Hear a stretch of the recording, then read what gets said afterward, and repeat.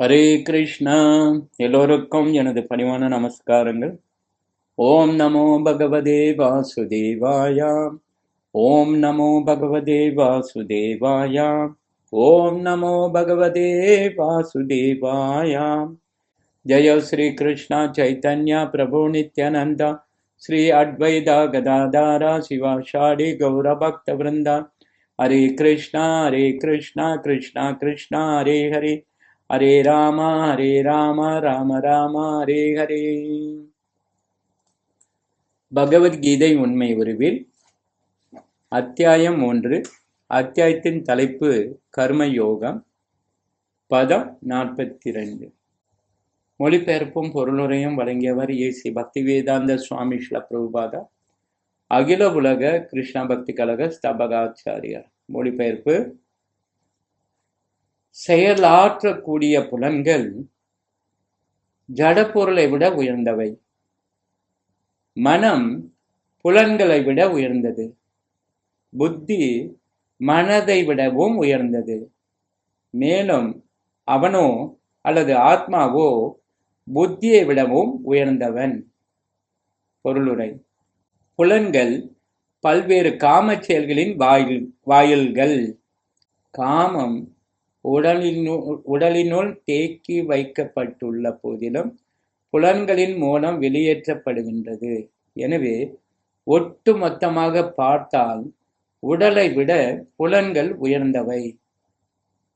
உயர்ந்த உணர்வான கிருஷ்ண உணர்வில் இருக்கும்போது இந்த வாயில்கள் வேலை செய்வதில்லை.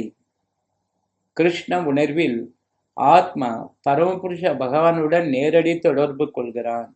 எனவே இங்கு விபரித்த உடல் இயக்கங்களின் வரிசை இறுதியாக பரமாத்மாவில் முடிவடைகின்றது. புலன்களின் இயக்கமே உடலின் இயக்கம் எனப்படுகிறது. புலன்களை நிறுத்துதல் என்றால் எல்லா உடல் இயக்கங்களிலும் நிறுத்துவதாகும். ஆனால் மனமோ இயக்கத்திலேயே இருப்பதால் உடல் அமைதியாகவும் ஓய்வாகவும் இருந்தாலும் மனம் கனவில் இயங்குவதைப் போல இயங்கிக் கொண்டே இருக்கும். ஆயினும் மனதிற்கு மேல் புத்தியின் உறுதி அமைந்துள்ளது. புத்திக்கு மேல் ஆத்மா அமைந்துள்ளது. எனவே பகவானின் தொண்டில் ஆத்மா நேரடியாக ஈடுபடும் போது கீழ்நிலையில் உள்ள புத்தி, மனம், புலன்கள் என அனைத்தும் தானாகவே ஈடுபடும். கட உபனிஷத்தில் இதே போன்று ஒரு பதம் உள்ளது.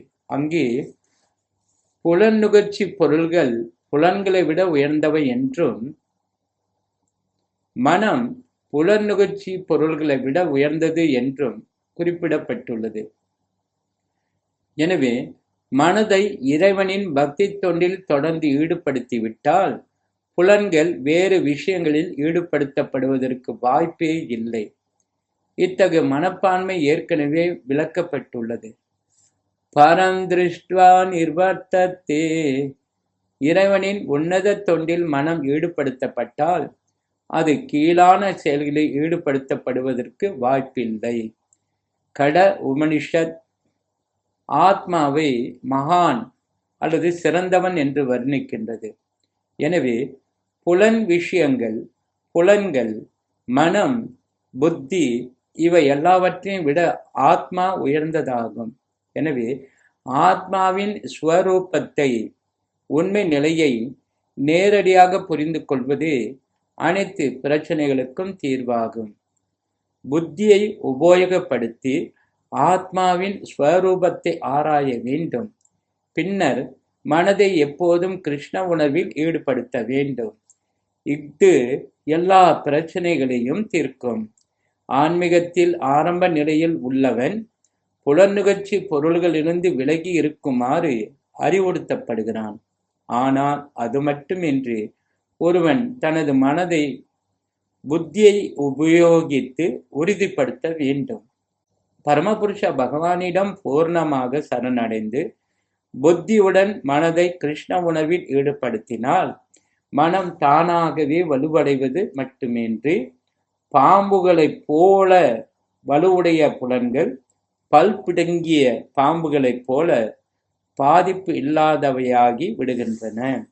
ஆனால் ஆத்மாவானது புத்தி, மனம், புலன்கள் ஆகியவற்றிற்கு எஜமானர்களாக உள்ள போதிலும் கிருஷ்ண உணர்வில் கிருஷ்ணருடன் உடனான உறவில் அது வலிமை பெறாவிடில் மனக்கிளர்ச்சியால் இழிந்துவிடும் வாய்ப்பு அதிகமாக உள்ளது.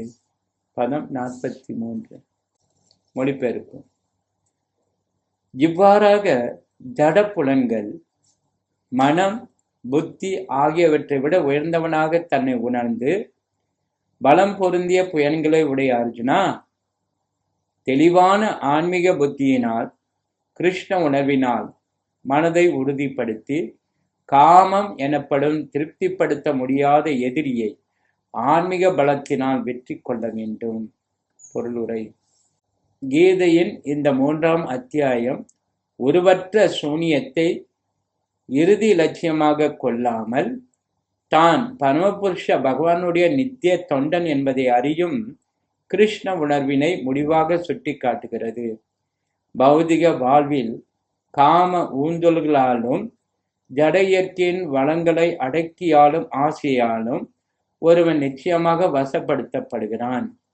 அதிகார தன்மைக்கான ஆசைகளும் புலன்களுக்கான ஆசைகளும் கட்டுண்ட ஆத்மாவின் பரம எதிரிகளாகும். ஆனால் கிருஷ்ண உணர்வில் பலத்தால் ஜட புலன்கள், மனம், புத்தி ஆகியவற்றை கட்டுப்படுத்த முடியும். தொழிலையும் விதிக்கப்பட்ட கடமைகளையும் திடீரென விட்டுவிட தேவையில்லை. மாறாக படிப்படியாக கிருஷ்ண உணர்வை அபிவிருத்தி செய்து கொள்வதன் மூலம் தனது ஸ்வரூபத்தை நோக்கி செலுத்தப்படும் ஸ்திரமான புத்தியினால் பௌதிக புலன்களாலும் மனதாலும் பாதிக்கப்படாத திவ்யமான தளத்தில் நிலை பெற முடியும். இதுவே இந்த அத்தியாயத்தின் சாரமாகும். பக்குவமற்ற ஜட வாழ்க்கையை வாழ்ந்து கொண்டுள்ள நிலையில் தத்துவ கற்பனையோ அல்லது பெயரளவிலான யோகாசன பயிற்சிகளை கொண்டு புலன்களை கட்டுப்படுத்துவதற்கான செயற்கையான முயற்சியோ ஆன்மீக வாழ்வில் மனிதனுக்கு ஒருபோதும் உதவ முடியாது. உயர்ந்த புத்தியை கொண்டு அவன் கிருஷ்ண உணர்வில் பயிற்சி பெற வேண்டும். ஸ்ரீமத் பகவத்கீதையின் கிருஷ்ண உணர்வில் விதிக்கப்பட்ட கடமைகளை செய்தல் அல்லது கர்ம யோகம் என்னும் 3ஆம் அத்தியாயத்திற்கான பக்தி வேதாந்த பொருளுரைகள் இத்துடன் நிறைவடைகின்றன. ஸ்ரீமத் பகவத்கீதா கி ஜெய். ஸ்ரீல பிரபுபாத் கி ஜெய். கௌர பிரமநந்தே. ஹரி ஹரி போல்.